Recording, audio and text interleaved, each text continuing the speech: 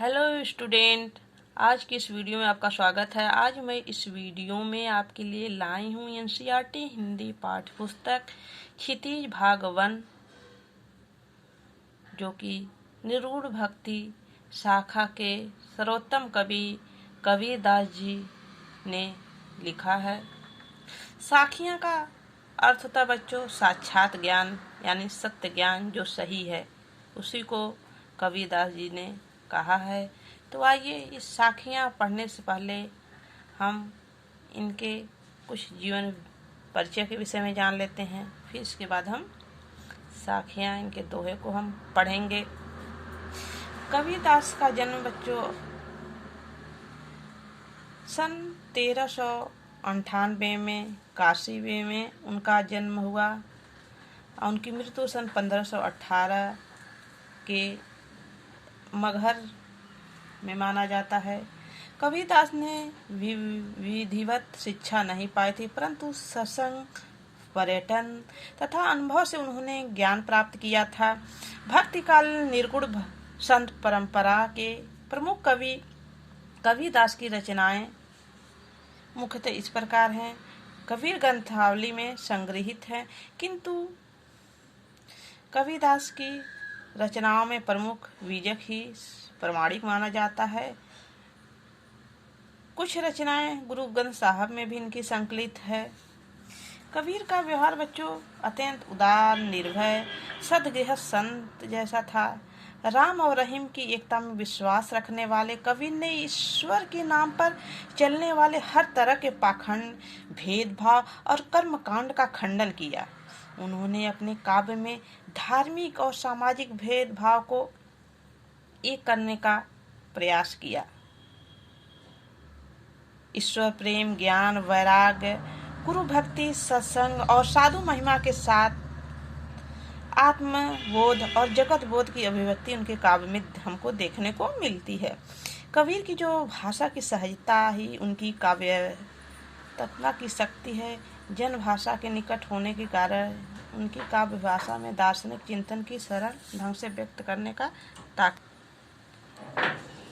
यहाँ जो संकलित साखियाँ हैं उसमें प्रेम का महत्व, संत के लक्षण, ज्ञान की महिमा, बाहरी आडंबरों का विरोध आदि भावों का उल्लेख हुआ है।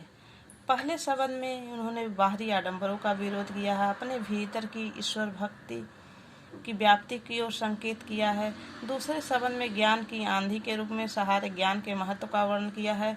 कबीरदास जी कहते हैं बच्चों कि ज्ञान की सहायता से ही मनुष्य अपनी दुर्बलताओं से मुक्त होता है, अपने कमजोरियों से मुक्त होता है। तो इनके जीवन परिचय के विषय में कुछ ऐसी बातें रही बच्चों। तो आइए आज हम पढ़ेंगे साखियाँ। मान सरोवर शुभर जल, हंसा केल कराई, मुक्ता फल मुक्ता चुगे, अब उड़ी अनंत न जाई। साखियाँ के दोहे छंद के रूप में संत का ज्ञान ज्यादा दिखता है बच्चों। कबीरदास जी कहते हैं बच्चों इस कविता में, देखिए, मान सरोवर एक तालाब का नाम है। शुभर जो है यानी जल से भरा हुआ जल, केली माने खेलना, क्रीड़ा, कराही माने करना, मुक्ता फल यानी हंस, मुक्ता यानी मोती, चुगे यानी चुगना, बुढ़ी अनंत न जाई यानी दूसरे जगह नहीं जाना। यहाँ कबीरदास जी कहते हैं बच्चों कि मानसरोवर नामक झील में हंसा जो है क्रीड़ा कर रही है और मोतियों को चुग रही है। अब उड़ी अनंत न जाए, और उसको इतना आनंद पूर्वक वह खेल रहा है, मोतियों को चुग रहा है कि वह वहां से कहीं भी जाना नहीं चाहता है। दूसरे अर्थों में बच्चों कि ठीक उसी प्रकार मन रूपी सरोवर में जो आत्मा रूपी जीवात्मा प्रभु भक्ति में आनंद रूपी जल में विहार करती है और वह किसी अन्य स्थान पर नहीं जाना चाहती है। भाव यह है कि बच्चों अगर मनुष्य खुद को ईश्वर भक्ति में लीन कर ले, आनंद प्रभु प्रभु भक्ति में मिलता है उसको और कहीं नहीं मिलता है। यदि वह ईश्वर भक्ति में इंसान लीन हो जाए तो उसको सच्चे आनंद की अनुभूति होती है और वो कहीं से वहाँ से दूसरी जगह नहीं जाना चाहता है। हर इंसान को इस सांसारिक मोह माया से मुक्ति होकर ईश्वर की भक्ति में लीन हो जाना चाहिए। आगे देखते हैं बच्चों नेक्स्ट दोहे में, प्रेमी ढूंढत मैं फिरूं प्रेमी मिले न कोई, प्रेमी को प्रेमी मिले सब विष अमृत होय। विष यानी बच्चों जहर, अमृत माने जानते ही अमृत होता है। कबीरदास जी कहते हैं बच्चों यहाँ कबीरदास जी कहते हैं संसार में सच्चे ईश्वर प्रेमी को मैं ढूंढता फिर रहा हूँ, प्रेमी मिले न कोई, लेकिन कोई सच्चा ईश्वर प्रेमी नहीं मिल रहा है। प्रेमी को प्रेमी मिले सब विष अमृत होए। यदि ईश्वर का प्रेम करने वाला यदि प्रेमी मिल जाए तो विष भी अमृत जैसा हो जाता है। भाव यह है कि बच्चों जब दो सच्चे भक्त आपस में मिल जाते हैं, यानी ईश्वर की भक्ति में भक्त करने वाला और ईश्वर प्रेम करने वाला, तो भेदभाव ऊंच नीच का भाव वहाँ खत्म हो जाता है। विश्व रूपी जो भावना इंसान के अंदर होती है वह किस में बन जाती है? अमृत में बदल जाती है। जो ईश्वर की भक्ति में लीन हो जाता है उससे जो उसके मन की अनेक जो बुराइयां हैं वह दूर हो जाती हैं। हस्ती चढ़िए ज्ञान को सहज दुलीचा डारी, श्वान रूपी संसार है भूकन दे झक मारी। हस्ती चढ़िए ज्ञान को सहज दुलीचा डारी, श्वान रूप संसार है भूकन दे झक मारी। हस्ती यानी बच्चों हाथी होता है, चढ़िए यानी चढ़ना, ज्ञान यानी ज्ञान, दुलीचा यानी कालीन, श्वान यानी कुत्ता, भूकन यानी भौंकना, झक मारना यानी समय को बर्बाद करना। बच्चों कबीरदास जी यहाँ कहते हैं कि यदि किसी की सवारी करना है तो ज्ञान रूपी हाथी की सवारी करिए, ज्ञान रूपी हाथी पर आसक्त कालीन डालकर चढ़िए। श्वान रूपी संसार, ये जो संसार है, ये कुत्ता रूपी जो संसार है, भूकन दी झकमारी, यह भौंक भौंक कर समय को बर्बाद करता है। इसलिए इनके भौंकने का, ये संसार रूपी जो कुत्ते हैं उनके भौंकने के यानी उनकी बातों पर ध्यान न दीजिए, उनकी बातों की चिंता न करो, ईश्वर की भक्ति में लीन हो जाओ। ज्ञान रूपी संसार के ज्ञानी लोग जो होते हैं बच्चों इस संसार में, वह किसी की बातों का परवाह नहीं करते और वे सदैव अपने कर्तव्य के मार्ग पर लीन रहते हैं। उनको किसी बातों कोई इस संसार के लोग क्या कर रहे हैं उसको कुछ भी चिंता नहीं रहती है, बस वह अपने ईश्वर भक्ति में और अपने कर्तव्य के मार्ग पे ही चलता रहता है। नेक्स्ट देखते हैं बच्चों, पखा पखी के कार ने सब जग रहा भुलान, निरपक होई के हरि भजे सोई संत सुजान। पखा पखी यानी बच्चों पक्ष विपक्ष भेदभाव, कारण यानी कारण, जग यानी संसार, भुलाने यानी भटक रहा, निरपक यानी बिना पक्ष के बिना भेदभाव के, हरि यानी ईश्वर, भज यानी भजना, सुजान यानी अच्छे लोग।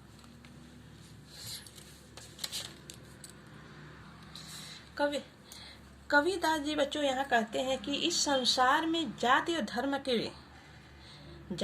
के भेदभाव के कारण सभी लोग,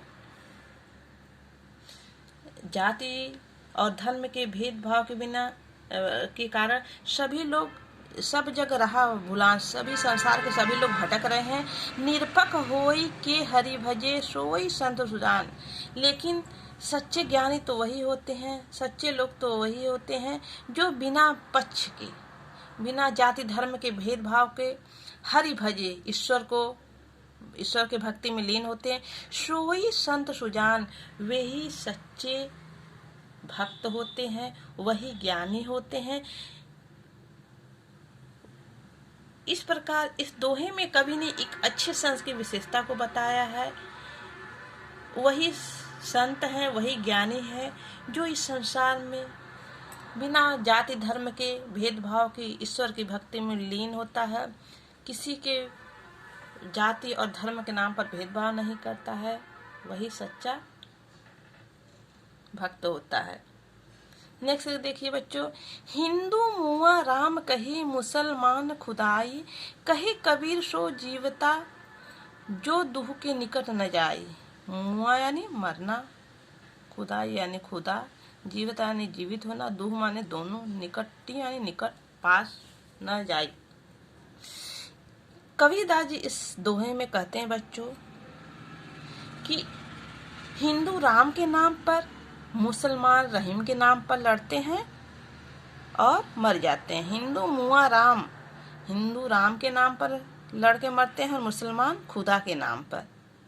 कहे कबीर सो जीविता जो दुहू के निकट न जाए।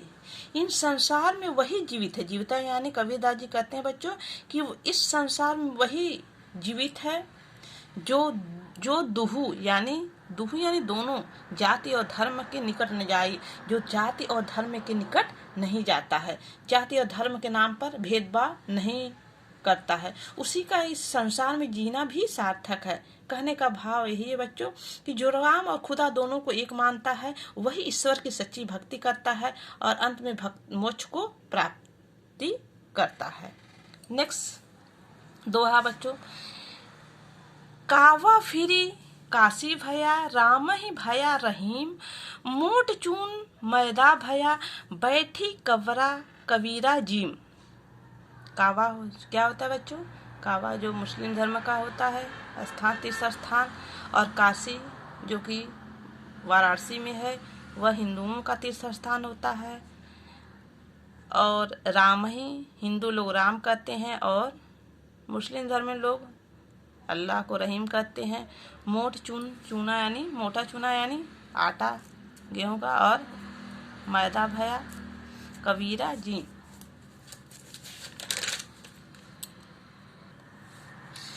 काबा फिर काशी भया राम ही भया रहीम, मोट चून मैदा भया बैठे कबीरा जीम। जीम यानी भोजन करना बच्चे होता है, जानते हैं ना।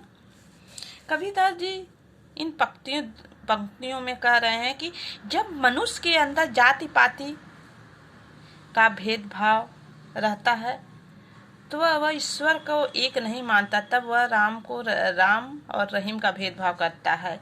लेकिन जिस मनुष्य के अंदर जाति पाति का भेदभाव नहीं रहता वही सच्चा ज्ञानी होता है। तभी उसे लगता है कि काबा जो है काशी है और राम ही रहीम है। तभी जिस मनुष्य के अंदर इस जाति पाति धर्म का भेदभाव नहीं रहता वही तभी जब उसके अंदर ज्ञान, सच्चा ज्ञान हो जाता है सबको मिटाकर, तभी वो सोचता है काबा ही काशी है और राम ही रहीम है। कहने का तात्पर्य है कि ईश्वर बच्चों एक है, उनके बस नाम अलग अलग हैं। सभी को उसी ईश्वर का अंश मानने में जब एकता और समानता का विचार आ जाता है तो मोट चून मैदा भया, गेहूं का मोटा आटा मैदा बन जाता है। तभी कवि जैसे साधक लोग भोजन कर सकते हैं और ईश्वर की तभी सच्ची भक्ति कही जाती है। यानी जब इंसान एकदम जाति पाते सभी ईश्वर के जो नाम अलग अलग हैं उनको एक मानने लगता है, तभी ईश्वर भी सभी को सच्चे दिल से चाहने लगता है, तभी ईश्वर की सच्ची भक्ति कही जाती है। तभी कबीर जैसे साधक भोजन कर सकते हैं, ईश्वर की वही सच्ची भक्ति कही जा सकती है। नेक्स्ट देखिए बच्चों, ऊंचे कुल का जन्मिया जे करने ऊंच न होई, शूरन करल कलश सुरा भया साधु निंदा सोई। कबीरदास जी बच्चों यहाँ कहते हैं, कहने का उनका मतलब है कि यदि इंसान ऊंचे कुल में, ऊंचे परिवार में यदि जन्म लेता है तो ऊंचा नहीं कहा जाता है। इंसान का जो कर्म होता है वही इंसान को ऊंचा बनाता है। यदि इंसान ऊंचे कुल में जन्म लेकर ही क्या करेगा, जब उसके जो कर्म ही अच्छे नहीं रहेंगे तो इंसान का कर्म ही इंसान को ऊंचा बनाता है। ऊंचे कुल में जन्म, ऊंचे वर्ग में जन्म लेने से ऊंचा नहीं बन जाता है। तो देखिए बच्चों, ऊंचे कुल का जन्मिया जे करनी ऊंच न होई, सुवरन करल सुरा भरा साधु निंदा होई। सुवरन यानी ऊंचे कुल यानी अच्छे खानदान में जन्म यानी जन्म लेना, हो यानी होना। सुवरन यानी सोने, कलश यानी बच्चों घड़ा, सुरा यानी शराब, साधु निंदा सोई, निंदा यानी बुराई करना। तो देखिए कबीरदास जी इस दोहे में कहते हैं बच्चों कि ऊंचे कुल का जन्म लेने से ही कुछ नहीं होता है, जब तक इंसान का कर्म ऊंचा ना। ऊंचे कुल का जन्मे जो करने ऊंच न होई। ऊंचे कुल में जन्म लेने से ही इंसान ऊंचा नहीं होता है, जे करने ऊंच न होई। यदि उस इंसान का कर्म ऊंचा नहीं है तो वह ऊंचा नहीं हो सकता। ठीक उसी प्रकार जिस प्रकार यदि सोने की कलश में सूरा भरा, शराब से भरा हुआ सोने का कलश पीने योग्य नहीं होता है, जिस प्रकार सोने का भरा हुआ कलश यदि साधुओं को दे दी जाए तो साधु उसकी निंदा ही करते हैं, पीने योग्य नहीं रहता। साधु निंदा सोई, साधु लोग उसकी निंदा ही करते हैं, वह पीने योग्य नहीं होता है। ठीक उसी प्रकार यदि मनुष्य के अच्छा कर्म नहीं होता तो वह निंदा का ही पात्र होता है, उसका नाम ऊंचा नहीं हो सकता है, ना ही उसको कोई सम्मान की दृष्टि से देख सकता है।